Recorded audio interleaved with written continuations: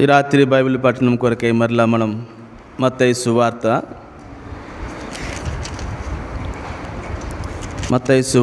10వ అధ్యాయము 2, 3, 4 వచనాలను మనమందరం కూడా కలిసి చదువుకుంటాం. మత్తయి సువార్త 10వ అధ్యాయము 2, 3, 4 వచనాలను మనమందరం కూడా కలిసి చదువుకుంటాం. ఆయన 12 మంది అపోస్తలుల పేర్లు ఏమనగా, మొదట పేతురు అనబడిన సీమోను, అతని సహోదరుడు ఆంద్రేయ, జబదయి కుమారుడు యాకోబు, అతని సహోదరుడు యోహాను, ఫిలిప్పు, బర్తలోమయి, తోమా, సుంకరి అయిన మత్తయి, అల్ఫయి కుమారుడు యాకోబు, తద్దయ్యను మారు పేరు గల లెబ్బయి, కనానీయుడైన సీమోను, ఆయనను అప్పగించిన ఇస్కరియోతు యూదా. ప్రభు సాయం కొరకే ప్రార్థన చేస్తాం. ప్రేమగలిగిన మా తండ్రి, దయగల దేవా, మీకు స్తోత్రాలు. ఈ రాత్రి మరొకసారి బైబిల్ పఠనం కొరకై మీ వైపు చూస్తున్నాం. దేవా, ఈ దినం కొరకైనా మీ మాటలు మాకు దయచేయము. దేవా, మీరు పిలిచినటువంటి, ఏర్పరచుకున్న, నియమించినటువంటి వారు, వారి శిష్యులు, అపోస్తలులు ఈనాడు ప్రభా క్రీస్తునందు విశ్వాసం ఉంచిన మాకును సాదృశ్యంగా ఉన్నారు. వారిని గురించినటువంటి ధ్యానాన్ని మేము ఆరంభిస్తూ వచ్చాము. దేవా తండ్రి, దినం కొరకై మీ ఏర్పాట్లు ఉన్న మీ మాటలు దేవా మీరు నా నోట ఉంచి మీ చేతి నీళ్ళలో కప్పుము. మా అందరికీ కావలసినటువంటి ఆత్మ సంబంధమైన దేవా తండ్రి మీ మాటలు మాకు ఆదరణ ఇచ్చినట్లు, పురికొల్పినట్లు, దేవ మమ్మల్ని ప్రోత్సహించినట్లు, మమ్మల్ని సరిచేయనట్లు, దేవా తండ్రి పనులను మేము ఏరుకున్నట్లు మాకు సహాయం చేయమని యేసు పరిశుద్ధ నామమున ప్రార్థిస్తున్నాము తండ్రి, ఆమేన్.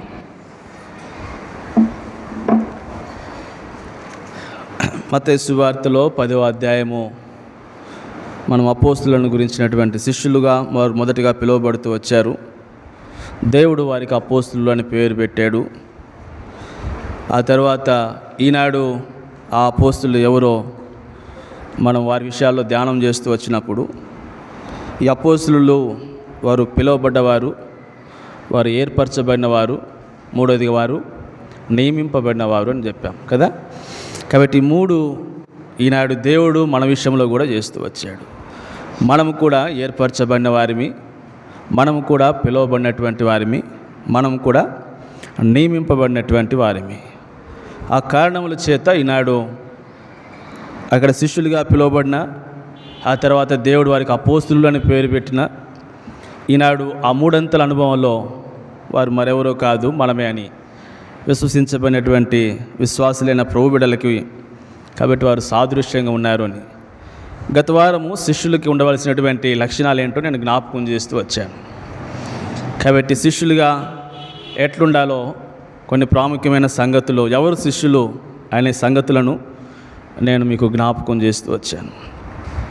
కాబట్టి వారు 12 మంది అన్న సంగతిని ఈ దినం మనం జ్ఞాపకం చేసుకుంటాం. ఈ 12 మందిని 3 వర్గాలుగా మనం విభాగించవచ్చు. వారిలో మొదటి 4 అంటే యోహాను వరకు,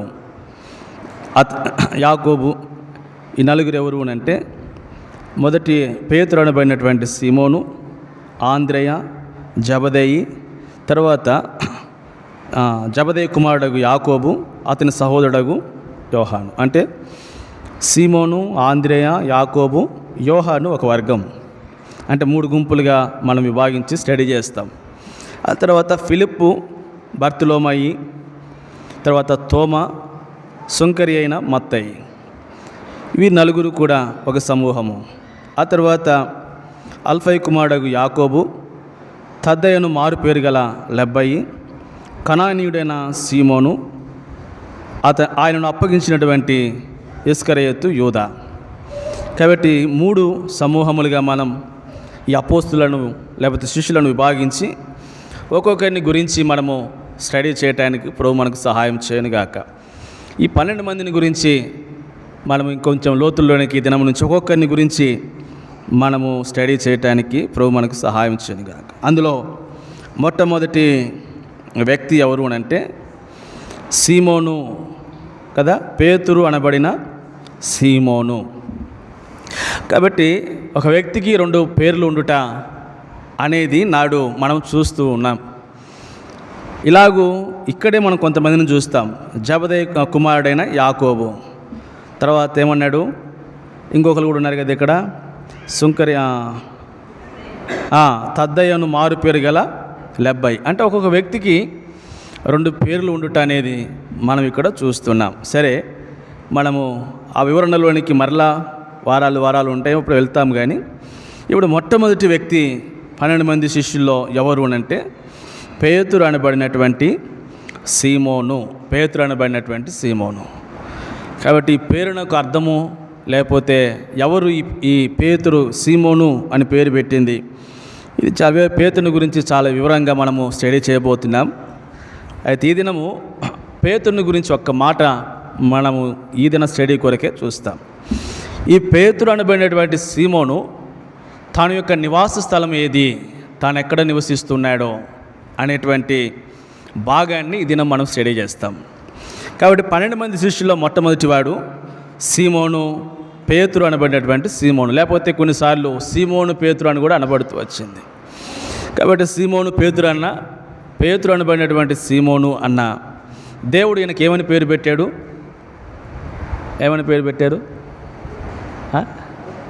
అల్ఫానా, కేఫా అని పేరు పెట్టాడు కదా. కేఫా అంటే ఏంటి అర్థం? రాయి అని అర్థం కదా. సరే, మనం తర్వాత చూస్తాం. మొట్టమొదటిగా ఈ మాటని మనం జ్ఞాపకం చేసుకుంటూ వస్తాం. పేతురు అనబడేటువంటి సీమోను ఎక్కడ నివసిస్తాడో ఆ నివాస స్థలమును గురించి ఈ దినం మనం స్టడీ చేస్తాం, చదువుతాం. ఇప్పుడు మత్తయి సువార్త 4వ అధ్యాయంలోనికి వస్తాం. క్షమించండి, 4వ అధ్యాయంలోనికి వస్తాం.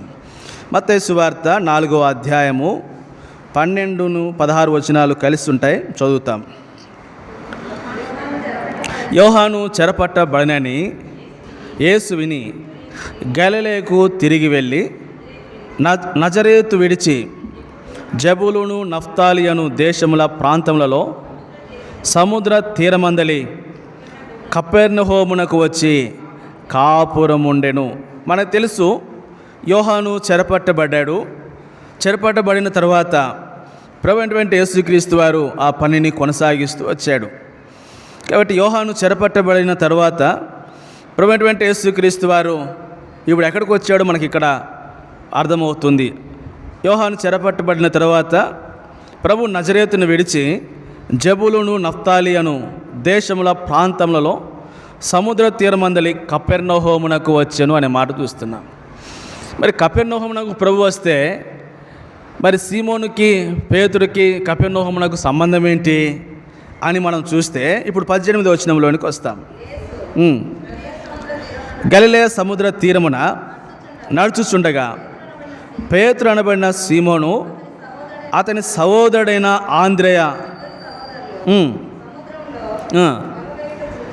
కాబట్టి ప్రభు ఎక్కడున్నాడు? సముద్ర తీరమందలి కపెర్నహూమునకు వచ్చాడు. ఆ సముద్ర తీరంలో ఎవరున్నారు ఇప్పుడు? ఇక్కడ సీమోను కనపడుతున్నాడు, పేతురు అనబడినటువంటి సీమోను కనపడుతున్నాడు. ఇంకో చివరన చూస్తే 8వ అధ్యాయంలో కూడా వస్తాం.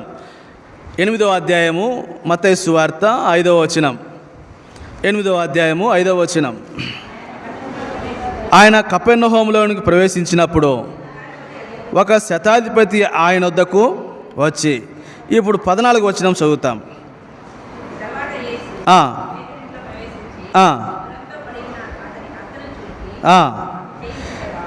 నేను ఎందుకు ఈ మాట చదివించాను ఇప్పుడు? తర్వాత యేసు పేతురు ఇంట్లో ప్రవేశించి అని అంటే అంతకుముందు ప్రభు ఎక్కడ ఉన్నాడు? కపెర్నహూములో ఉన్నాడు కదా. కపెర్నహూములో ఎవరింటికి వెళ్ళాడు? ఇప్పుడు పేతురు ఇంటికి వెళ్ళాడు. అంటే ఇక్కడ కూడా ఆయన సముద్ర తీర ప్రాంతం కపెర్నహూములో ఉన్నాడు. 18వ వచనంలోనూ ఆ సముద్ర తీర ప్రాంతంలో పేతురు ఏం చేస్తున్నాడు? వలలు వేస్తున్నాడు. అంటే పేతురు ఎక్కడ ఉంటున్నాడు? పేతురు యొక్క నివాస స్థలము ఏది అని అంటే మనకి ఇప్పుడు అర్థమవుతుంది ఈజీగానే. ఏంటంటే కపెర్నహూము అని అంటే ద హౌస్ ఆఫ్ నహూమ్ అని, నహూము యొక్క ఇల్లు అని అర్థం. కపెర్నహూము అని అంటే ఏంటి? నహూము యొక్క ఇల్లు అని అర్థం. కాబట్టి ఇప్పుడు పేతురు నివసించేటువంటి ఆ స్థలమును గురించి రాత్రి స్టడీ చేస్తాం. పేతురు ఎక్కడ ఉంటున్నాడు? ఇప్పుడు పేతురు యొక్క ప్రాంతం ఏంటి? పేతురు ఉండేటువంటి ఊరేంటి? అయ్యా నీ ఊరేంటి అంటే ఏం చదువుతాం? పులివెందులు అని చదువుతాం కదా. కాబట్టి అలాగూ పులివెందులు అని చెప్పగానే చాలామందికి కొంచెం భయం వేస్తుంది అటు వాళ్ళకి కదా. భయం మీద పులివెందులు అనగానే ఏమంటుంది, కొంచెం భయం వేస్తుంది. ఎందుకు భయమో మీకు తెలుసు కదా, మాకు కూడా తెలుసు. అట్లాగనే ఇప్పుడు పేతురు కపెర్నహూము అనగానే కపెర్నహూములో నివసిస్తున్నటువంటి పేతురు అనేది మనము స్టడీ చేస్తాం. ఏంటిది కపెర్నహూము, అందులో ఉన్నటువంటి ఆత్మీయమైనటువంటి సంగతులు ఏంటో కొన్ని మాటలు, ఒక 7 తలంపులు కపెర్నహూములో నుండి మనం చూస్తాం, చదువుతాం. ఇప్పుడు కపెర్నహూమును గురించి, ఇది గలిలయ సముద్ర తీర. ఈ కపెర్నహూమునకు ఇంకొక పేరు కూడా ఉంది. ఈ కపెర్నహూమునకు ఇంకొక పేరు ఏంటి అని అంటే, దీనికి చేపల ఫిషింగ్ ఇండస్ట్రీ అంటారు, అంటే చేపల పరిశ్రమ అంటారు కపెర్నహూముని. ఎందుకనంటే విస్తారమైన చేపలు, మనం లూకా సువార్త 5వ అధ్యాయం మొదటి 10 వచనాల్లో చదివితే అక్కడ విస్తారమైనటువంటి చేపలు పట్టడం మనం చూస్తాం. ఆ కారణం చేత కపెర్నహూమునకు ఏమని పేరు అని అంటే, కాబట్టి దీనికి విస్తారమైన చేపలు పెట్టిన కారణం చేత దీనికి ఫిషింగ్ హార్బర్ లేకపోతే ఫిషింగ్ ఇండస్ట్రీ అనేటువంటి పేరు కూడా ఈ కపెర్నహూమునకు ఉంది. ఈ కపెర్నహూము నుంచి ఒక 7 మాటలు నేను జ్ఞాపకం చేస్తాను. ఆ తర్వాత ఈ కపెర్నహూము యొక్క పరిస్థితి ఏమైందో కూడా ఈ దినం కొరకే మనం స్టడీ చేసి ముగిస్తాం. చదువుదాం. మొట్టమొదటిగా మార్కు సువార్త 2వ అధ్యాయము 1వ వచనం. మార్కు సువార్త 2వ అధ్యాయము 1వ వచనం. ఆయన మరలా కపెర్నహూములోనికి వచ్చెను. ఇప్పుడు 2వ వచనాన్ని కూడా చదువుతాం. ఆయన ఇంట ఉన్నాడు అని వినవచ్చినప్పుడు చాలక కొన్ని దినములైన పిమ్మట ఆయన మరలా కపెర్నహూములోనికి వచ్చెను అనే మాట. కాబట్టి కపెర్నహూములోనికి వచ్చాడు అంటే, ఇప్పుడు కపెర్నహూమును గురించి మనం ఏం తెలుసుకోవాలి అని అంటే, కపెర్నహూములో ఎవరున్నారు? ప్రభు ఉన్నాడు అన్న సంగతి. కపెర్నహూముకి ఇంకొక పేరు కూడా పెట్టారు. అంతకుముందు ఆయన ఎక్కడున్నాడని మనం చదువుతూ వచ్చాము. ప్రభు అయినటువంటి యేసుక్రీస్తు వారు ఆయన ఎక్కడున్నాడు? నజరేతును విడిచిపెట్టాడు. అంతకుముందు ప్రభు ఎక్కడున్నాడు? నజరేతును నివాస స్థలంగా చేసుకున్నటువంటి ప్రభు మనం 4వ అధ్యాయం 12వ వచనంలో చదువుతూ వచ్చాము కదా, మత్తయి సువార్త. నజరేతును విడిచాడు. ఇప్పుడు ఎక్కడికి వచ్చాడు? కపెర్నహూమునకు వచ్చాడు. కాబట్టి ఇప్పుడు కపెర్నహూములో ఎవరున్నారు అని అంటే ప్రభు అయినటువంటి యేసుక్రీస్తు వారు ఉన్నారు. అందుకే కపెర్నహూమునకు ఇంకొక పేరు కూడా ఉంది. మత్తయి సువార్త 9వ అధ్యాయం 1వ వచనంలోనికి వస్తే, మత్తయి సువార్త 9వ అధ్యాయము తర్వాత ఆయన దోణి ఎక్కి సముద్రం దాటి తన పట్టణములో ప్రవేశించెను. కపెర్నహూము ఎంత శ్రేష్టమైనటువంటి ధన్యకరమైన స్థితిలో ఉందో చూడండి. కపెర్నహూము ఏంటంట? తన పట్టణము అని రాయబడింది. అంతకుముందు ఆయన నజరేతు వాడు కదా. నజరేతు నుంచి ఇప్పుడు నజరేతును, ఆ తర్వాత బేతనీయులో ప్రభు ఉన్నాడు. వీటన్నిటిని విడిచిపెట్టినటువంటి దేవుడు ఇప్పుడు కపెర్నహూములో ఉండటం, కపెర్నహూముని ఏం చేసుకుంటూ వచ్చాడు? తన యొక్క పట్టణముగా చేసుకుంటూ వచ్చాడు. ఇంత ధన్యకరమైన కాబట్టి స్థితిలో ఏం కనపడుతుంది? ఇప్పుడు కపెర్నహూము కనపడుతుంది. కపెర్నహూములో ప్రభు ఉన్నాడు. కపెర్నహూములో ప్రభు తను ఉంటున్నటువంటి పట్టణముగా, తన పట్టణముగా చేసుకుంటూ వచ్చాడు కపెర్నహూమును. కాబట్టి ఈ రాత్రి ఈ మొదటి తలంపు ప్రభు కపెర్నహూమును గురించి మాట్లాడుతున్న సందర్భంలో, కపెర్నహూమును ఎట్లాగైతే తన పట్టణముగా చేసుకున్నాడో, నజరేతుని విడిచిపెట్టాడో, బేతనీయులో తాను ఉంటున్నాడు. కాబట్టి తన సహోదరులైనటువంటి మరియా, మార్తా లేకపోతే లాజరు నివసించేటువంటి బేతనీకు తరచుగా వెళ్ళేటువంటి ఆ ప్రభు ఈ పట్టణములన్నీ కూడా కాదని దేవుడు దేన్ని ఎంచుకున్నాడు అంటే కపెర్నహూమును ఎంచుకుంటూ వచ్చాడు. ఈ రాత్రి ఎలాగైతే దేవుడు కపెర్నహూమును ఎంచుకుంటూ వచ్చాడో, కాబట్టి అట్టి కపెర్నహూము దేవుడు తన పట్టణముగా చేసుకున్నాడో, దేవుడు ఈ రాత్రి నిన్ను కూడా తాను ఉండేటువంటి నివాస స్థలముగా దేవుడు నిన్ను చేసుకోవాలని ఇష్టపడుతున్నాడు. కాబట్టి దేవుడు ఈ రాత్రి నీలో నివసించాలని, నీలో ఉండాలని, కాబట్టి నీలోనికి రావాలని ప్రభు ఇష్టపడుతున్నాడు. కాబట్టి ఇంకా ఎంతకాలం ప్రభు అయినటువంటి దేవుణ్ణి ఆయన ఇంకా వెలుపల ఉంచుతావు, ఆయన ఇంకా దూరంగా ఉంచుతావు.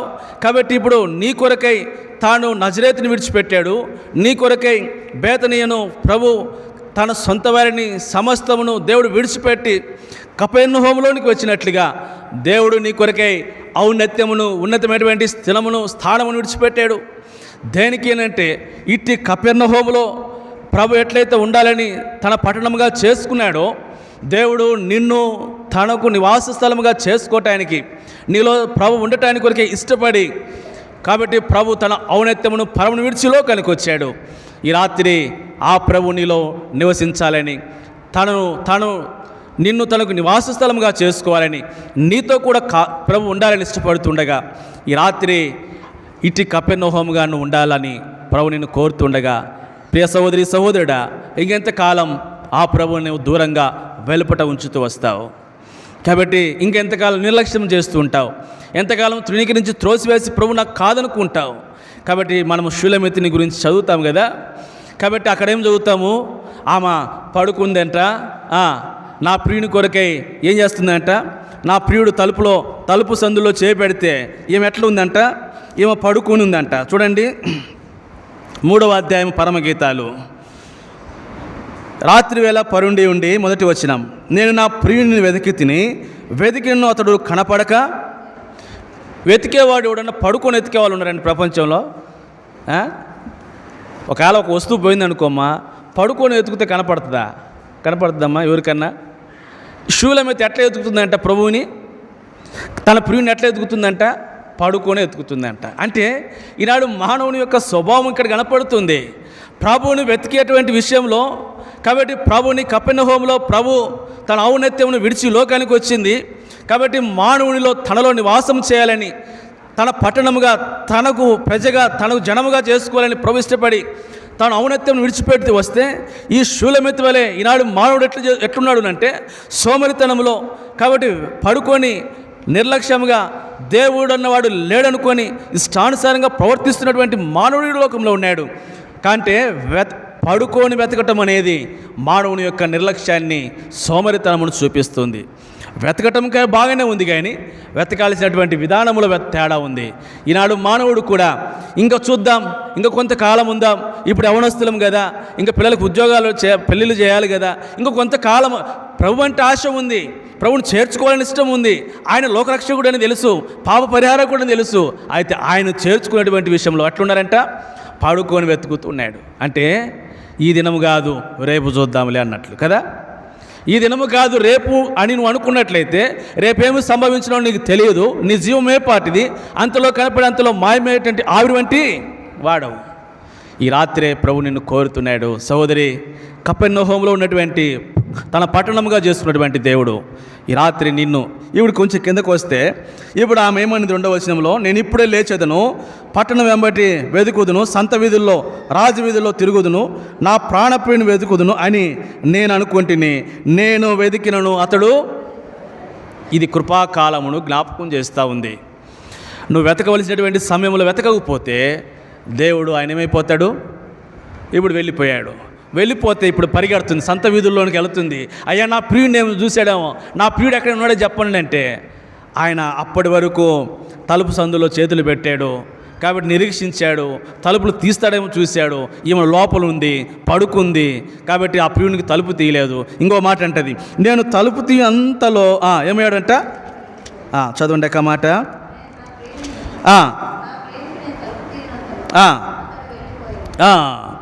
నేను తలుపు తీనంతలో వెళ్ళిపోయాడంట. చూడండి, ఈ ఎతకటమేమో పడుకొని ఎతికింది, కాబట్టి ఎంతసేపు ఉన్నాడో ఇంకా అక్కడ రాయబడింది, తన యొక్క శిరస్సు ఏమైందట?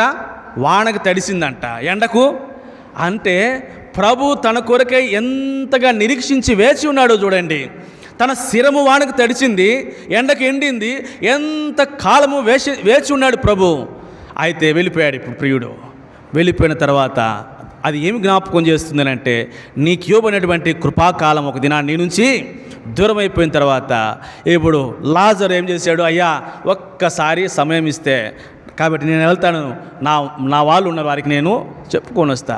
ప్రియ సహోదరి, ఆయనను వెతికే సమయంలో వెతికి ఆయన చేర్చుకోకపోతే, ఆయన ఒక దినం నిన్ను విడిచి వెళ్ళిపోయిన తర్వాత నువ్వు ప్రలాపించి రొమ్ము కొట్టుకున్న ఆ సమయం నీకు తిరిగి రాదు. ఈ రాత్రి అనుకూలమైన సమయం, క్రీస్తుని సొంత రక్షకునిగా నీలో చేర్చుకొని, కాబట్టి కపెర్నహూములో ప్రభు ఉన్నట్లుగా నీకు ఆయన నివాస స్థలంగా చేసుకో. తద్వారా నువ్వు ధన్యుడుగా చేయబడేవాడిగా ఉంటావు. కాబట్టి ఇప్పుడు కపెర్నహూము మొట్టమొదటిగా ఏంటి అని అంటే, ఈ కపెర్నహూము దేవుడు తన పట్టణముగా చేసుకున్నాడు. అంటే కపెర్నహూములో ప్రభు ఉన్నాడు, ప్రభు నీ ఇంట నీలో ఉన్నాడు. అందుకే నీ ఇంట నీలో ఉంటే ఏం జరుగుతుంది మనకు తెలుసు. లూకాసు సువార్తలో మనం చదువుతాం 19వ అధ్యాయము 9వ వచనంలో, నేడు ఈ ఇంటికి ఏమొచ్చింది?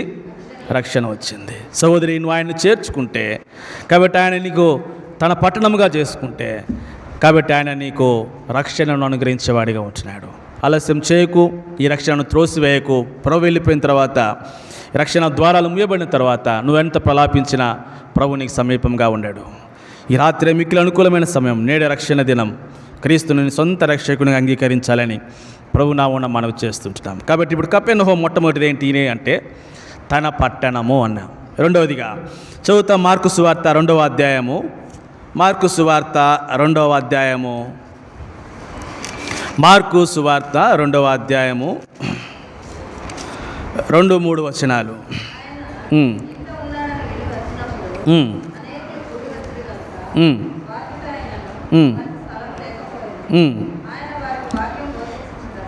చాలక్క ఆయన ఇంట ఉన్నాడని వినినప్పుడు అనేకులు కూడి వచ్చిరు కనుక వాకిటైన వారికి స్థలము లేకపోయెను. ఆయన వారికి వాక్యము బోధించుచు ఉండగా.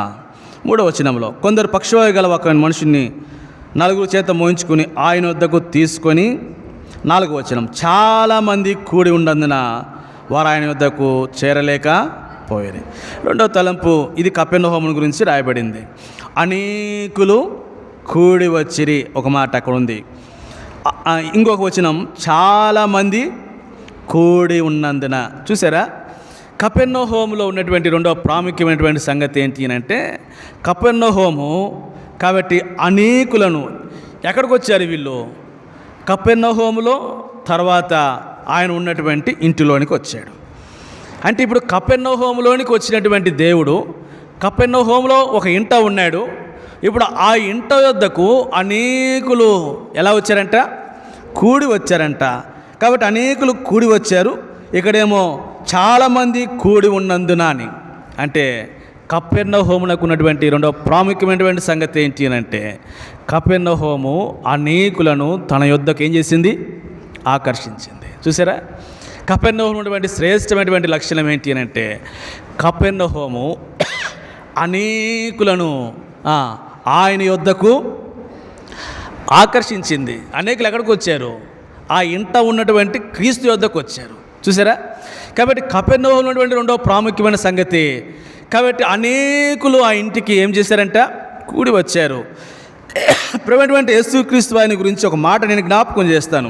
యోహాను సువార్త 6వ అధ్యాయము 44వ వచనంలో, యోహాను సువార్త 6వ అధ్యాయం 44వ వచనం, నన్ను పంపిన తండ్రి వాడిని ఆకర్షించితేనే కానీ ఎవడును నా యొద్దకు రాలేడు.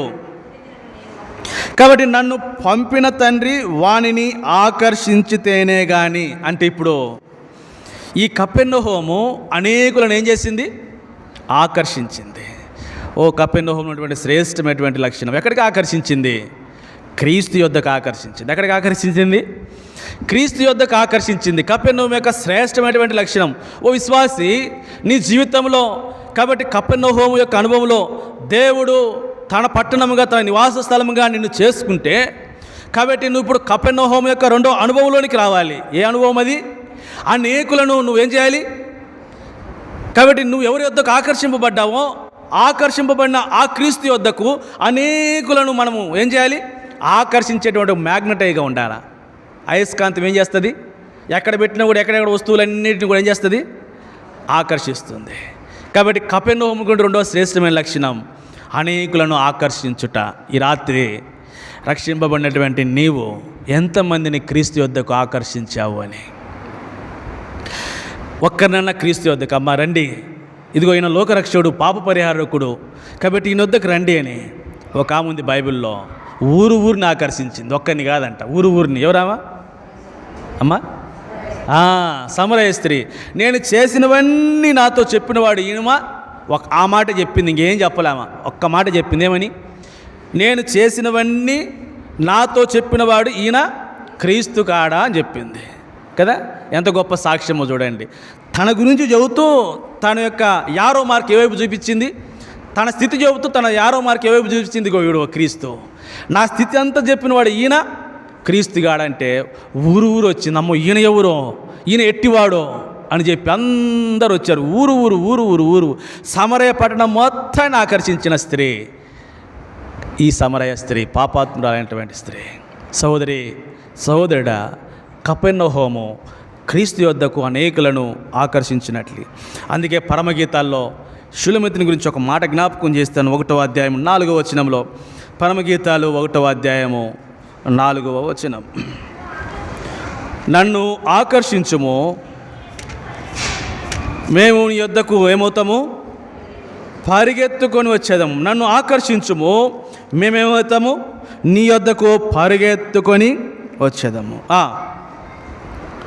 రాజు తన అంతఃపురంలోనికి నన్ను చేర్చుకొనెను, నిన్ను బట్టి మేము సంతోషించి. ఎప్పుడైతే నువ్వు అనేకులను ఆయన వద్దకు ఆకర్షిస్తావో, కాబట్టి అనేకులు ఆయన వద్దకు వచ్చి వారు ఏమవుతారంట, నిన్ను బట్టి వారు సంతోషిస్తారంట. ఓ సహోదరి, నీ జీవితం నా జీవితం అనేకులను మనం ప్రభు యొద్దకు ఆకర్షించేటువంటి, కాబట్టి అట్టి కపెర్నహూముగా మనం ఉండాలని ప్రభు కోరుతున్నాడు. సమరయ స్త్రీ ఎలాగైతే కాబట్టి అనేకులను ప్రభు యొద్దకు ఆకర్షిస్తూ వచ్చిందో, ఇంకొక ఆయన కూడా నేను జ్ఞాపకం చేస్తాను.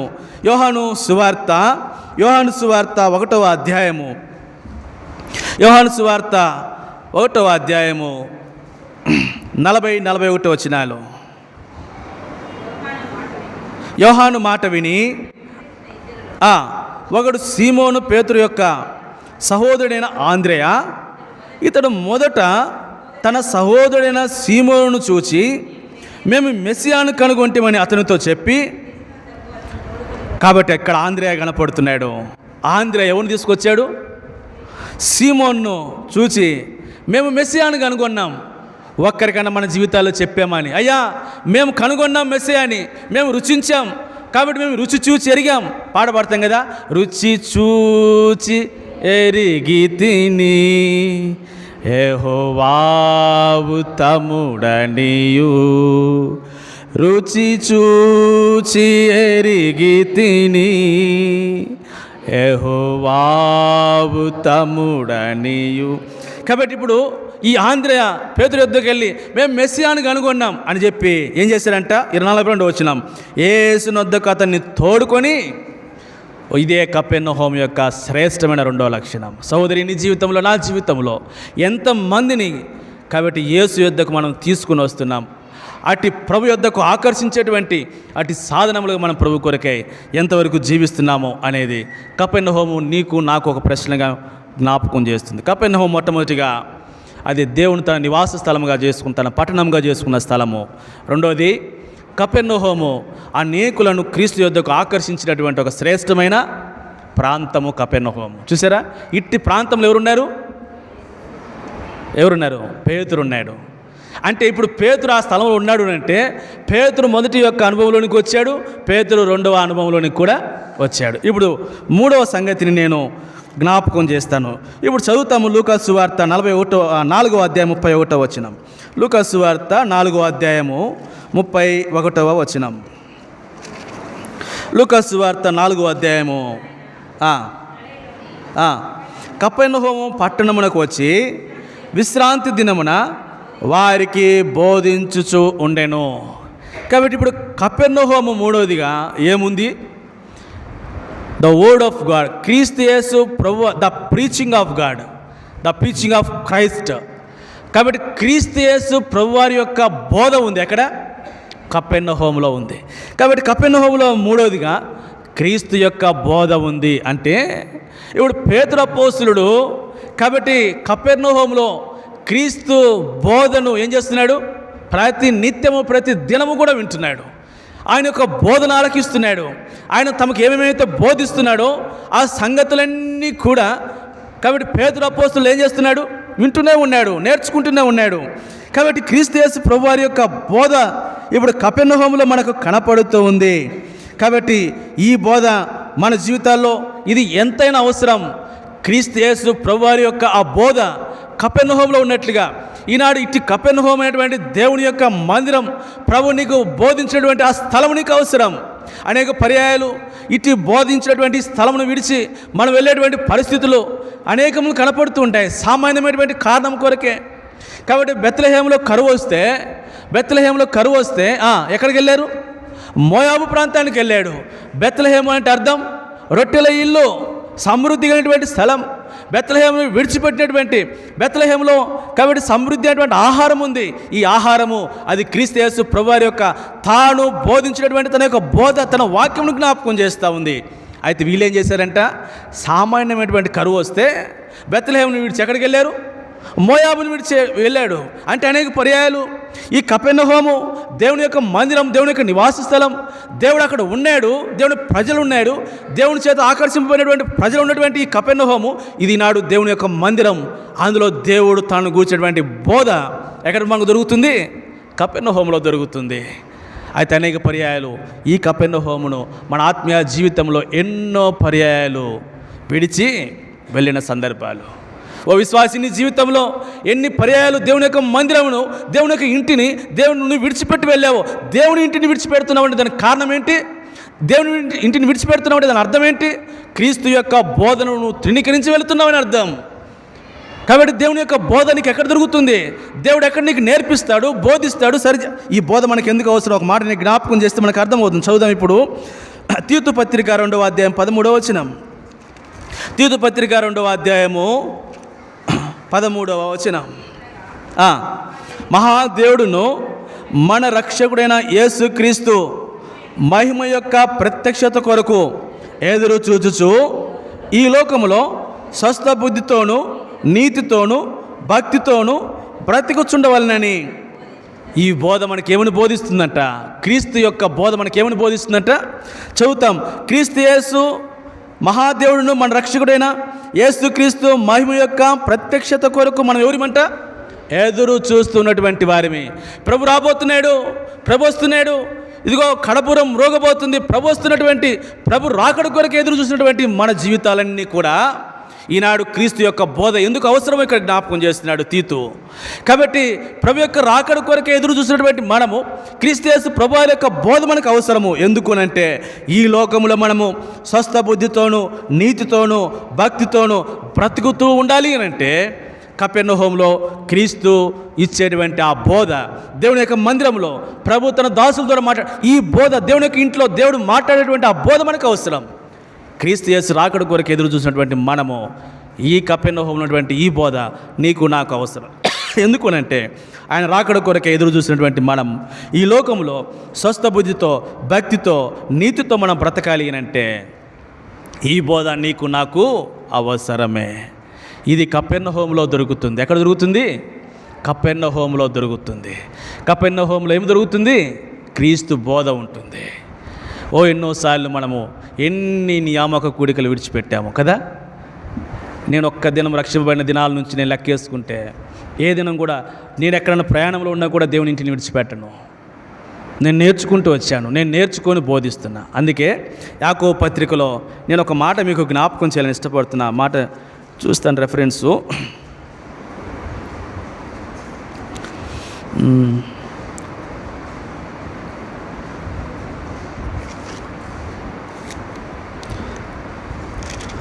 మీకు జ్ఞాపకం ఉంటే చూడండి.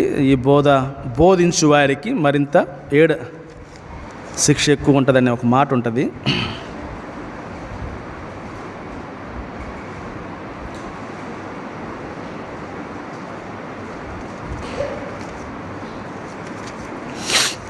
సరే, నేను మరొకసారి మీరు బోధకులుగా పిలువబడవద్దు, బోధించు వారికి మరి కఠినమైనటువంటి తీర్పు ఉంటుందనే ఒక మాట. ఎందుకనంటే అనుసరించి బోధించకపోతే ఎక్కడక్క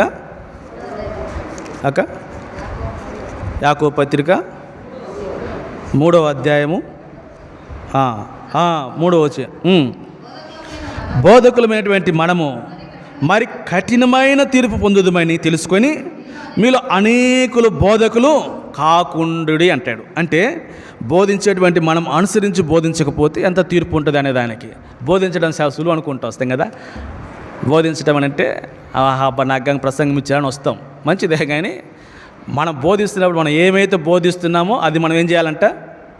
అనుసరించి ఉండాలి కదా. అనుసరించకుండా బోధిస్తే కఠినమైన తీర్పు. అనేకసార్లు బోధించడం సులభమే, అయితే తర్వాత దాని తీర్పు సంగతి కూడా మనం ఆలోచించాలి. సరే, ఇప్పుడు కపెర్నహూములో ఏముంది అని అంటే ప్రభు యొక్క బోధ ఎందుకు అవసరమో ఇది మనకు అర్థమవుతుంది. ఎందుకు అని అంటే ఈ లోకంలో మనం స్వస్థ బుద్ధితోనూ నీతితోనూ భక్తితోనూ మనం బ్రతకాలి అంటే ప్రభు యొక్క బోధ మనకు అవసరం. ఇంకో మాట కూడా నేను జ్ఞాపకం చేస్తా. అదేంటి అంటే హెబ్రీ పత్రిక 13వ అధ్యాయం 9వ వచనంలో, హెబ్రీ పత్రిక 13వ అధ్యాయము 9వ వచనం, అన్య బోధల చేత త్రిప్పబడకుడి,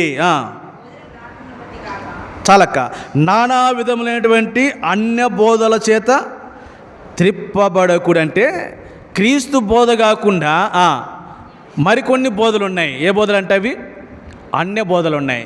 ఆ అన్య బోధల వైపు త్రిప్పబడేటువంటి ప్రమాదం ఉంది మనం.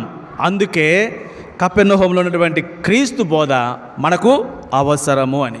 క్రీస్తు బోధ ఎందుకంటే అనేకమైనటువంటి అన్య బోధల వైపు మనం ఆకర్షితులము కాకుండానట్లు. అందుకే పేతురు రాస్తున్న 2వ పత్రికలో, పేతురు 2వ పత్రిక 3వ అధ్యాయం 17వ వచనం, 3:17లో, ప్రియులారా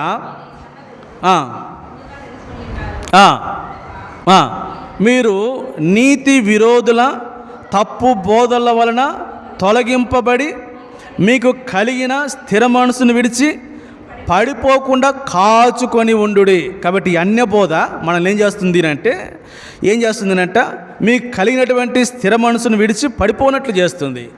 అందుకే మనకు కపెర్నహూములో క్రీస్తు యొక్క బోధ అవసరం. కాబట్టి ఇప్పుడు కపెర్నహూములో ఏముంది అని అంటే క్రీస్తు యేసు ప్రభువారి యొక్క బోధ. ఇది ఏం చేస్తుందనంట భక్తితోనూ నీతితోనూ మనము బ్రతుకున్నట్లు చేస్తుంది. అంటే ఇప్పుడు కపెర్నహూములో క్రీస్తు బోధ విన్నటువంటి వీరు ఎట్లున్నారు? ఇప్పుడు భక్తితోనూ నీతితోనూ బ్రతుకుతున్నటువంటి ప్రజలు అని. ఇప్పుడు 4వ తలంపులోనికి వస్తే ఈ కపెర్నహూము మత్తయి సువార్త 17వ అధ్యాయము, మత్తయి సువార్త 17వ అధ్యాయము 24వ వచనం, 17:24, అరసెకేలు అను పన్ను వసూలు చేయవారు పేతురు వద్దకు వచ్చి, మీ బోధకుడు ఈ అరసెకేలు చెల్లింపడా అని ఆయన ఏమన్నారు? ఇప్పుడు చెల్లించును అనేను అన్నాడు. ఇప్పుడు 27వ వచనం,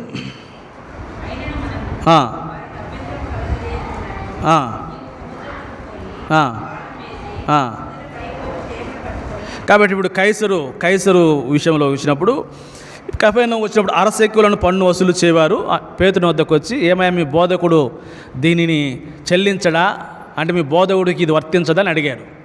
ప్రభు ఏమన్నాడు? ఇప్పుడు ఏమన్నాడు అక్కడ?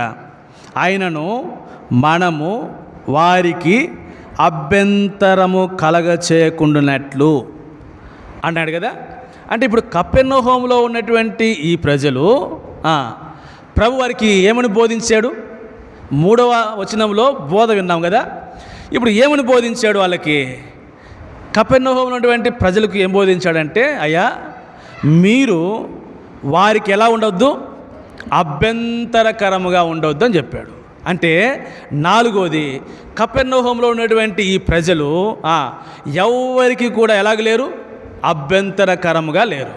కపెర్నహూములో ఉన్నటువంటి ప్రజలు ఎవరికి అభ్యంతరకరంగా లేరు, ఎవరు కూడా అభ్యంతరకరంగా లేరు. కాబట్టి దైవ గ్రంథంలో ఇలాగూ రాయబడుతూ వచ్చింది ఈ మాటల విషయమై. ఏమని అంటే మత్తయి సువార్త 18వ అధ్యాయం 7వ వచనంలోనికి వస్తే కిందకు వస్తాం. మత్తయి సువార్త 18వ అధ్యాయం, అభ్యంతరముల వలన లోకమునకు శ్రమ, ఎవని వలన అభ్యంతరములు వచ్చునో. కాబట్టి అనేక పర్యాయాలు నా జీవితంలో మనం ఎవరికి కూడా ఎలాగ ఉండకూడదు?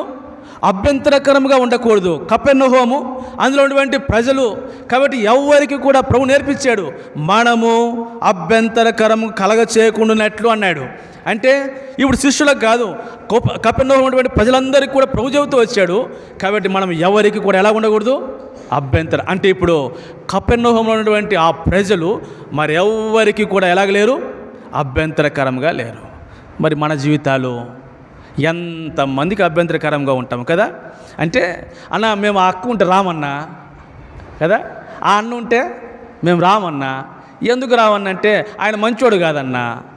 మీ గురించి కాదులేండి, మీరంతా మంచోళ్ళు లేండి, మీ గురించి చెప్పట్లే, సహజంగా అభ్యంతరకరంగా ఉండే వాళ్ళ గురించి చెబుతున్నా. కాబట్టి మనం ఎలా ఉంటాము? మనల్ని చూసి ఎంతమంది ఆగిపోతారు, వెనక పెద్ద లైన్ ఉంటుంది. నేను ఇప్పుడు నా బ్రతుకు చూశారనుకో, ఆయన బోధించేవాడే, ఆయన చరిత్ర మాకు తెలుసు అని వెనక ఒక పెద్ద లైన్ ఉంటుంది. వాళ్ళందరికీ ముందు నేనున్నా, నా వెనక నేను తప్పుకుంటే కదా వాళ్ళు వచ్చేది. అంటే వాళ్ళందరికీ నేను ఎట్లున్నా? అనేకసార్లు విశ్వాస జీవితము అనేకులకు ఎట్లా ఉంటుందంటే అభ్యంతరకరంగా ఉంటాం. కపెర్నహూములో ఉన్నటువంటి ప్రజలు ఎవరికి కూడా ఎటువంటి వారు కాదు, అభ్యంతరకరంగా ఉన్నటువంటి వారు. కాబట్టి అభ్యంతరములు రాక మానవు. ఎవని వలన వచ్చిన ఆ మనిషికి ఏంటంట? శ్రమ. కనుక అనేక సార్లు మన జీవితాల్లో పరిచర్యకో, ప్రభు ఇంటికో, ప్రభు బిడ్డలకో దేనికైనా మన అభ్యంతరకరంగా ఉంటే మన శ్రమను మనమే తెచ్చుకున్నట్లు. చూసారా? ఇప్పుడు కపెర్నహూము ఉన్నటువంటి ప్రజలు ఇప్పుడు 17వ అధ్యాయంలోనికి వస్తాం. మత్తయి సువార్త 17వ అధ్యాయము 1వ వచనం.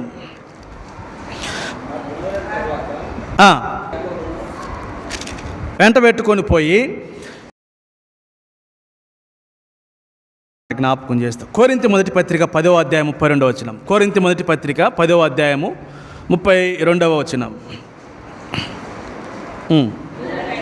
యూదులకైనను గ్రీసు దేశస్థులకైనను దేవుని సంఘమునకైనను ఎలా ఉండాలంటే మనము అభ్యంతరము కలగ చేయకూడదు. విశ్వాసి, నా జీవితంలో ఎన్ని పర్యాయాలు దేవుని యొక్క సంఘమునకు అభ్యంతరకరంగా ఉన్నామో అది కపెర్నహూము యొక్క లక్షణము కాదు. కపెర్నహూములో ఉన్నటువంటి ఆ ప్రజలు మరెవరికి కూడా ఎలా లేరు? అభ్యంతరకరంగా లేరు. ఇది ఎన్నోదమ్మా? 4వది. ఇప్పుడు 5వదిగా చివరిగా ఒక మాట, నేను చాలా ఉన్నాయి 7 చెప్తాను అనుకున్నాను కానీ ముగింపు తలంపులోనికి వెళ్ళాలనుకుంటున్నాను. ఇప్పుడు లూకా సువార్త 4వ అధ్యాయం 23వ వచనంలోనికి వస్తాం. లూకా సువార్త 4వ అధ్యాయము 23వ వచనం. ఆయన వారిని చూచి, వైద్యుడా, నిన్ను నీవే స్వస్థపరచుకొనుము అను చెప్పి, కపెర్నహూములో ఏ కార్యములు నువ్వు చేసితివని మేము వింటిమో ఆ కార్యములు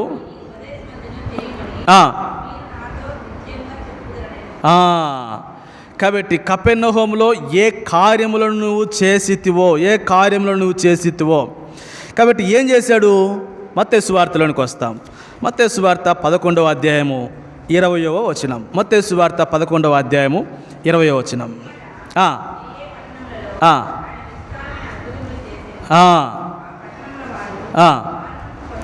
అక్కడికి వద్దాం. తర్వాత చివరి ముగింపులు అక్కడికి వస్తా. ఆ పిమ్మట ఆయన విస్తారమైనటువంటి అద్భుతములు చేసిన ఏ కార్యములు చేశాడు కపెర్నహూములో అంటే, కపెర్నహూములో దేవుడు విస్తారమైనటువంటి అద్భుతమైనటువంటి కార్యములు చేశాడు. అంటే ఇప్పుడు కపెర్నహూములో ఉన్నటువంటి ప్రజలు ప్రభువు చేసినటువంటి అద్భుతమైనటువంటి కార్యములను కన్నులారా చూస్తూ వచ్చారు. కాబట్టి కపెర్నహూములో ఉన్నటువంటి ఆ ప్రజలు దేవుడు చేసినటువంటి అద్భుతమైనటువంటి ఆశ్చర్యకరమైనటువంటి కార్యములను, కాబట్టి విస్తారమైనటువంటి అద్భుతములను వారు చూస్తూ వచ్చారు. అంటే ఇప్పుడు ఇంకొక మాట కూడా దీనికి యాడ్ చేస్తే ఆ తలపు మనకు అర్థమవుతుంది. మార్కు సువార్త 6వ అధ్యాయము 5వ వచనం. మార్కు సువార్త 6వ అధ్యాయము 5వ వచనం. అందువలన కొద్దిమంది రోగుల మీద చేతులుంచి వారిని స్వస్థపరచు తప్ప మరి ఏ అద్భుతములు ఆయన అక్కడ చేయజాలకపోయాను. ఎందుకంట ఆయన వారి అవిశ్వాసమునకు. ఇప్పుడు దీనికి ఇది ఆపోజిట్. కపెర్నహూములో దేవుడు అనేకమైనటువంటి అద్భుత కార్యములు చేశాడు. ఇక్కడికి వచ్చేసరికి ఆయన మరి ఏ అద్భుత కార్యములు వారి మధ్య చేయలేకపోయడానికి కారణం ఏంటంటే వారి యొక్క అవిశ్వాసము. అంటే ఇప్పుడు కపెర్నహూములో అద్భుత కార్యాలు చేశారంటే కపెర్నహూములో ఉన్నటువంటి ఈ ప్రజలు ఎవరునంటే ప్రభువునందు గొప్ప విశ్వాసం కలిగినటువంటి పట్టణము కపెర్నహూములో ఉన్నటువంటి పట్టణం, కపెర్నహూములో ఉన్నటువంటి ప్రజలు. అందుకే దేవుడు వారి మధ్య ఏం చేశాడు? అద్భుత కార్యాలు చేశాడు. ఇది 4వది. 5వది అక్క. కాబట్టి 5వ లక్షణం ఏంటంటే కపెర్నహూము క్రీస్తునందు అత్యంత విశ్వాసము కలిగినటువంటి ప్రజలు ఉన్నటువంటి స్థలము. ఇప్పుడు చివరిగా 6వదిగా ఇంకొక మాట జ్ఞాపకం చేసిన ముగింపులోనికి వస్తాం. యోహాను సువార్త 6వ అధ్యాయం 24వ వచనం. యోహాను సువార్త 6వ అధ్యాయము 24వ వచనం. యోహాను సువార్త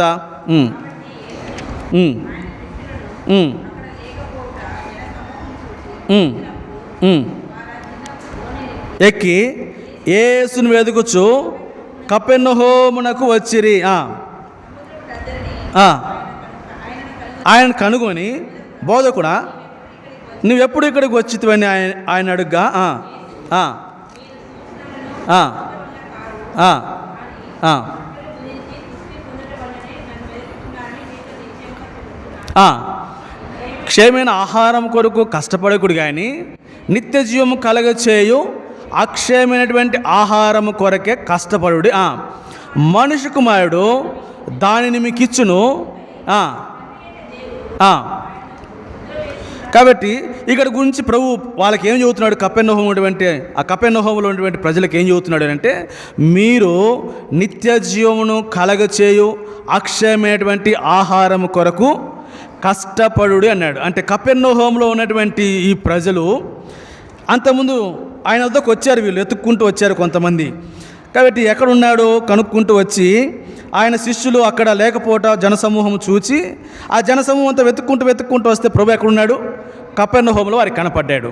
కపెర్నహూములో వచ్చినటువంటి జనసమూహంతో ప్రభు అన్నాడు అంటే, అయ్యా మీరు ఆహారం కొరకు కాదయ్యా మీరు ప్రయాసపడాల్సింది, నిత్య జీవమును కలగచేటువంటి అక్షయమైనటువంటి ఆహారం కొరకు కష్టపడి మనిషి కుమారుడు దాన్ని మీకు. అంటే ఇప్పుడు కపెర్నహూములో ఉన్నటువంటి ఆ ప్రజలకు దేవుడు ఏ ఆహారాన్ని ఇచ్చుంటాడు,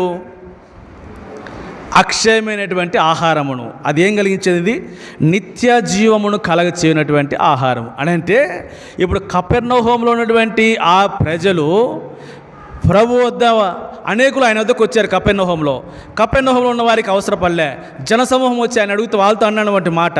అంటే ఇప్పుడు కపెర్నహూములో ఉన్నటువంటి ఆ ప్రజలు, కాబట్టి ప్రభు ఎట్టి ప్రజలు అంటే వారు నిత్య జీవమును కలిగినటువంటి ప్రజలు అని అర్థమవుతుంది. కాబట్టి కపెర్నహూములో ఉన్నటువంటి ఆ ప్రజలు, ఐదవదిగా నిత్య జీవమును కలిగినటువంటి వారు. అందుకే గలతీ పత్రిక 2వ అధ్యాయం 20వ వచనంలో ఒక మాట నేను జ్ఞాపకం చేస్తాను. గలతీ పత్రిక 2వ అధ్యాయము 20వ వచనం. నేను కాదు, క్రీస్తే నాయందు జీవించుచున్నాడు.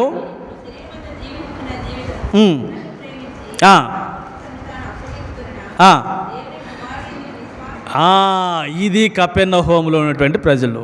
అంటే నిరంతరము జీవిస్తున్నారు అంటే దాని అర్థం ఏంటి అంటే, క్రీస్తే నాయందు జీవించుచున్నాడు. ఇప్పుడు నేనెవరి కొరకు జీవిస్తున్నాను, నన్ను ప్రేమించి నా కొరకే తను అప్పగించుకున్నటువంటి దేవుని కుమారుని విశ్వాసం వలన. అంటే నేను ఇప్పుడు జీవిస్తున్నటువంటి జీవితం నాది కాదు, నా ప్రభువుదే, ఆయన కొరకు నేను జీవిస్తున్నాను. ఇట్టి ప్రజలు ఉన్నటువంటి స్థలమే ఈ కపెర్నహూము. అంటే ప్రభు కొరకే, ప్రభు నిమిత్తమై త్యజించి ఆయన కొరకే జీవిస్తున్నటువంటి ఆ ప్రజలు ఉన్నటువంటి అదే నిత్య జీవం కలిగినటువంటిది. కాబట్టి ఆ ప్రజలు ఆ స్థలంలో ఉన్నారు. ఎక్కడ, కపెర్నహూములో. ఇప్పుడు కపెర్నహూములో మొట్టమొదటిగా దేవుని పట్టణము, రెండోది అనేకులను ఆకర్షించినటువంటిది, మూడోది కాబట్టి దేవుని యొక్క బోధ ఉన్నటువంటిది, నాలుగోది ఎవరికి అభ్యంతరకరంగా లేనటువంటిది, ఐదవది అద్భుత కార్యములను కలిగి ఉన్నటువంటిది, ఆరవది ప్రభు కొరకే జీవిస్తున్నటువంటి పట్టణం. ఈ పట్టణంలో జీవిస్తున్నటువంటి నివాస స్థలంగా చేసుకున్నటువంటి వాడే ఎవరు, పేతురు. అయితే ఇప్పుడే ముగింపులో నేను ఈ తలంపు మీకు జ్ఞాపకం చేసి ముగించాలంటున్నా. ఇప్పుడు ఈ సంగతులన్నీ కూడా మనం చూస్తూ వచ్చినప్పుడు మన ఆత్మీయ జీవితాల్లో మనం అనుకుంటాం కదా, మనం రక్షింపబడిన వారిమే. రెండోది మనము అనేకులను ప్రభు యొద్దకు ఆకర్షించేటువంటి వారిమే. మూడోది మనము ప్రభు యొక్క బోధలు వింటూ సరిచేసుకుంటున్నటువంటి వారిమే. నాలుగోది మనం ఎవరికి అభ్యంతరకరంగా లేము, అనేకులను ఆకర్షించేటువంటి వారిమే. ఐదవది మనము ప్రభు మన పక్షంలో అనేకమైనటువంటి అద్భుత ఆశ్చర్య కార్యములు చేశాడు. ఆరోది నేను జీవించుట క్రీస్తు ప్రభు కొరకే జీవించేటువంటి వారిమే. ఇది ఏ కపెర్నహూము, ఇదే నీ నా జీవితము. అయితే ముగింపులోనికి వచ్చినప్పుడు ఒక విచారకరమైనటువంటి సంగతిని నేను ఇక్కడ జ్ఞాపకం చేయాలను. ఇన్ని అద్భుత కార్యములు, ఇన్ని బోధలు, ఇంతగా ప్రభు కొరకే ఈ ఆరంతల అనుభవంలో ఉన్నటువంటి కపెర్నహూము, అందులో ఉన్నటువంటి ఆ ప్రజలు చివరికి ఏమయ్యారు అన్నటువంటి సంగతిని మనం చూస్తే లూకాసు సువార్త 10వ అధ్యాయము, లూకాసు సువార్త 10వ అధ్యాయము 15వ వచనం. లూకాసు సువార్త 10వ అధ్యాయము 15వ వచనం. ఓ కపెర్నహూమా, ఆకాశం మట్టుకు హెచ్చింపబడదవా, నీవు పాతాళం వరకు. ఇవన్నీ కలిగి ఉన్నటువంటి కపెర్నహూము ఇప్పుడు ఏం చేస్తుందంట, తనను తాను ఎక్కడికి హెచ్చించుకుంటుంది, ఆకాశం వరకు హెచ్చించుకుంటుందంట. ఓ కపెర్నహూమా, ఓ విశ్వాసిని జీవితంలో ఈ ఆరంతల కార్యములు ఒకవేళ నిన్ను ప్రభు కంటే నా అంతటోడు లేనన్నట్లుగా ఆకాశం మటుకు కాబట్టి నువ్వు హెచ్చించుకునేటువంటి స్థితిలోనికి నువ్వు వెళుతూ ఉంటే ఈ రాత్రి ఈ కపెర్నహూము విషయమై ప్రభు ఏం చేస్తూ వచ్చాడన్న సంగతిని ఇప్పుడు 15వ వచనాన్ని కూడా చదువుతాము.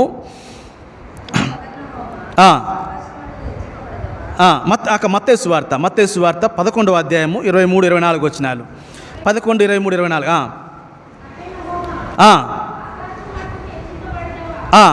నువ్వు పాతాళం వరకు దిగిపోయేదవు, నీలో చేయబడినటువంటి అద్భుతములు సొదొమలో చేయబడినలా అది నేటి వరకు నిలిచి ఉండును. విమర్శ దినమందు నీ గతి కంటే సొదొమ దేశపు వారి గతి ఓర్వదగినదై ఉండునని మీతో చెప్పుచు ఉన్నాను. ఇట్టి కపెర్నహూము దాని యొక్క అంతంలోనికి వచ్చినప్పుడు ఏమైపోయిందంట కాబట్టి ఇన్ని అద్భుత కార్యాలు, ఆశ్చర్యకార్యాలు ఇన్ని చూసినటువంటి కపెర్నహూము ఏమైపోయిందంట? విమర్శ దినమందు నీ గతి కంటే దాని యొక్క అంతము ఏమైపోయింది? పాడైపోతూ వచ్చింది. అందుకంటాడు నీకంటే కూడా సొదొమ గతి. సొదొమ ఏంటిదో మనకు తెలుసు కదా. సొదొమ మనుషులు దేవుని యొక్క దృష్టికి నీచులను పాపులనై ఉన్నారు. అట్టి ప్రజలతో ఇప్పుడు కపెర్నహూమును పోల్చి అంటాడు ప్రభు, నీకంటే ఆ సొదొమే మేలన్నాడు. ఓ విశ్వాసి, ఎంత విచారకరం మన ఆత్మీయ జీవితంలో ఈ ఆరంతల సంగతులు కపెర్నహూము యొక్క అనుభవంలోనికి వచ్చినటువంటి మనము అంతవరకు ప్రభు రాకడ వరకు మనం దాన్ని కాపాడుకుంటే ధన్యులము. ఒకవేళ పోగొట్టుకుంటే మన గతి కంటే ఆ సొదొమ గతి ఎంతో ఓర్వదగినది. ఒక్కసారి రాత్రి పరీక్షించుకుందాం. ఇట్టి సొదొమలో ఉన్నటువంటి ఈ పేతురు కూడా ఆ తర్వాత తాను ఎట్లు పాడైపోయాడో మనం తర్వాత ధ్యానాల్లో చూస్తాము. కాబట్టి ఇన్ని సంగతులు నేర్చుకున్నటువంటి పేతురు, కాబట్టి ఇన్ని విషయాల్లో ఇంటి అనుభవంలోనికి 5 6 సంగతుల్లోనికి వచ్చినటువంటి ఓ విశ్వాసి, నీ జీవితంలో నీ అంతం ఎట్లా ఉంది? కాబట్టి ఒకటి కార్య ఆరంభం కంటే ఒకని కార్యాంతము మేలు. కానీ ఆరంభం సరిగా ఉంది. ఆరంభం ఈ 6 సంగతుల విశ్వాస జీవితం ఆరంభించబడ్డాం ప్రభు కొరకై రోషముగా. కాబట్టి ప్రభు కొరకై, ప్రభు నివాస స్థలముగా, ప్రభు ఇష్టంగా, ప్రభు యొక్క బోధకు లోబడుతూ, కాబట్టి ప్రభు ఆశ్చర్యకార్యములను చూస్తూ, కాబట్టి ఎవరికి అభ్యంతరకరంగా లేకుండా, కాబట్టి మనము జీవం కలిగి జీవించడం ప్రభు కొరకైన తీర్మానంతో ప్రభు కొరకై జీవిస్తున్నటువంటి మన జీవితం ఒక్కసారి ఏమైపోయింది? మన గతి కంటే సొదొమ గతి ఓర్వదగినదంటే, ఈ సొదొమ చేసినటువంటి ఈ ఇన్ని కార్యములు చేసినా కూడా సొదొమ తన జీవితంలో తాను గుణపడలేకపోయింది. విశ్వాసి మన జీవితంలో ప్రభు రాకడ వరకు మనం కాపాడుకుంటే మన ఈ 5 సంగతి ధన్యులము. గుణపడకపోతే ఈ సొదొమ ఉన్నటువంటి ఈ స్థలాన్ని టెల్హమ్ అంటారంట. టెల్హమ్ అంటే దేవుడు ఆ తర్వాత ఆ సొదొమని కపెర్నహూముని ఏం చేస్తూ వచ్చాడు అంటే పాడు దెబ్బగా చేస్తూ వచ్చాడంట. అంటే శేషం లేకుండా చేస్తూ వచ్చాడు. కపెర్నహూములో శేషం లేకుండా చేస్తూ వచ్చాడు. ఓ విశ్వాసి, మన జీవితాలు ప్రభు కొరకై, రాకడ కొరకై మనం జాగ్రత్తగా కాపాడుకుందాము గాక. కాబట్టి అక్కడ ప్రభు చెప్పినట్లుగా ఆ కపెర్నహూము, కాబట్టి ప్రభు ఆ తర్వాత దాన్ని పాడు దెబ్బగా చేస్తూ వచ్చాడు. ఇంతగా కపెర్నహూమును తనకు నివాసం చేసుకున్నటువంటి కపెర్నహూము విషయంలోనే ప్రభు పాడు దెబ్బగా చేస్తే నా జీవితంలో, కాబట్టి ప్రభు కొరకే నమ్మకంగా లేకపోతే, ఈ 6 సంగతులు కాపాడకపోతే, ప్రభు అక్కడ వరకు మనం జాగ్రత్తగా నిలిచి ఉండకపోతే ఒక దినము, కాబట్టి మొదటి స్థితి కంటే కడపటి స్థితి మరింత భయంకరంగా ఉంటుంది. నా గట్టి మీద చేయి ఉంచి వెనక తట్టు తిరిగివాడు నాకు పాత్రుడు కాడు. ఈ రాత్రి కపెర్నహూము యొక్క అనుభవంలోనికి వచ్చేటువంటి మనము ప్రభు రాకడ వరకు దాన్ని జాగ్రత్తగా కాపాడుకుందాము. ప్రభు రాకడ కొరకు దాన్ని జాగ్రత్తగా పట్టుకుని ఉందాము. నీకు కలిగిన దాన్ని గట్టిగా చేపట్టుకో. కాబట్టి విడిచిపెట్టొద్దు ప్రభు వచ్చినప్పుడు. కాబట్టి సొదొమ కంటే నువ్వే మేలు అన్నట్లుగా మన జీవితంలో ప్రభు వచ్చినప్పుడు ఆయన కొరకే మనం మేలుకరంగా, ఆశీర్వాదకరంగా ప్రభు రాకడ వరకు మనం నిలిచి ఉందాము గాక. దాని కొరకై ప్రభు ఇచ్చినటువంటి 6 రిసోర్స్ని, కపెర్నహూములో 6 సంగతులు ఉన్నాయి. అవి నా ఆత్మీయ జీవితమునకు ప్రభు ఇచ్చేటువంటి ఈ 6 సంగతులు చూడు, వాటి వైపు. కాబట్టి ప్రభు నీకు ఇచ్చినటువంటి రక్షణను చూడు, దాని కొరకై ప్రభు పడినటువంటి ప్రయాసను చూడు. ఆ తర్వాత ప్రభు నీ కొరకై, కాబట్టి అనేకులను నువ్వు ప్రభు రక్షింపబడిన దినాలు ఆకర్షించినటువంటి ఆ సంగతులు చూడు. ప్రభు యొద్దకు నువ్వు అనేకులు ఆకర్షించినటువంటి ఆ సంగతులు జ్ఞాపకం చేసుకో. ఎందుకు నీరు కారిపోతావు ప్రభు కొరకై? కాబట్టి దినాలు గడుచున్న కొలది ఎందుకు అనేకులను ఆకర్షించే విషయంలో మందగుడిగా జీవిస్తావు? ఎందుకు కాబట్టి సోమరిగా జీవిస్తావు? చూడు, ఆ దినాలు ఎందుకు కోల్పోతున్నాం, ఎందుకు నష్టపడుతున్నాం, ఎందుకు పోగొట్టుకుంటున్నాం? మొదట ఉన్నటువంటి ఆ జీవితం ఎందుకు పోతుంది ఆత్మీయ జీవితంలో? వద్దు. ప్రభు రాకడి వరకు ఈ 6 కపెర్నహూము యొక్క అనుభవంలోనే ఉందాం. లేదా కపెర్నహూమునే శపించి కపెర్నహూమునే ఓరోదైందిగా ప్రభు దాన్ని నాశనం చేస్తూ వచ్చినప్పుడు నా జీవితంలో ప్రభు మనల్ని త్రోసివేయట అది ఎంత మాత్రం కూడా ప్రభు వెనుకాడాడు. మీరెవరో నేను ఎరుగను కనుక, కాబట్టి ఏమంటాడు? మీరెవరో నేను ఎరుగను అంటాడు. ఒకవేళ ప్రభు అట్లాగే అనగలిగితే, కాబట్టి అన్నారు అక్కడ, అయ్యా నీ పేరిట అద్భుతములు చేశాము, నీ పేరిట ఆశ్చర్య కార్యములు చేశాము, నీ పేరిట మహత్కార్యములు చేశాము. అప్పుడు మనం ఏమనాలా? అయ్యా కపెర్నహూము యొక్క అనుభవంలోనికి రక్షింపబడ్డాము, అనేకులను ఆకర్షించాము, కాబట్టి నీ బోధ వింటూ వచ్చాము, మమ్మల్ని సరిచేసుకుంటూ వచ్చాము, నువ్వు మాకు అద్భుత కార్యాలు చేస్తూ వస్తే అవి అనుభవిస్తూ వచ్చాము, మేము జీవిస్తూ క్రీస్తు కొరకని జీవిస్తూ వచ్చాము, ఇప్పుడు ఎందుకు వెళ్ళిపోమంటున్నావు ప్రభు అంటే నీ కడపటి స్థితి సరిగా లేదు అంటే నేను ఒక్క మాట జ్ఞాపకం చేసి ప్రార్థన చేస్తాను. ప్రకటన గ్రంథము 2వ అధ్యాయము 5వ వచనం. నువ్వు ఏ స్థితిలో నుండి పడితివో అది జ్ఞాపకం చేసుకొని మారు మనసు పొంది ఆ మొదటి క్రియలను చేయము. పొందితే సరే.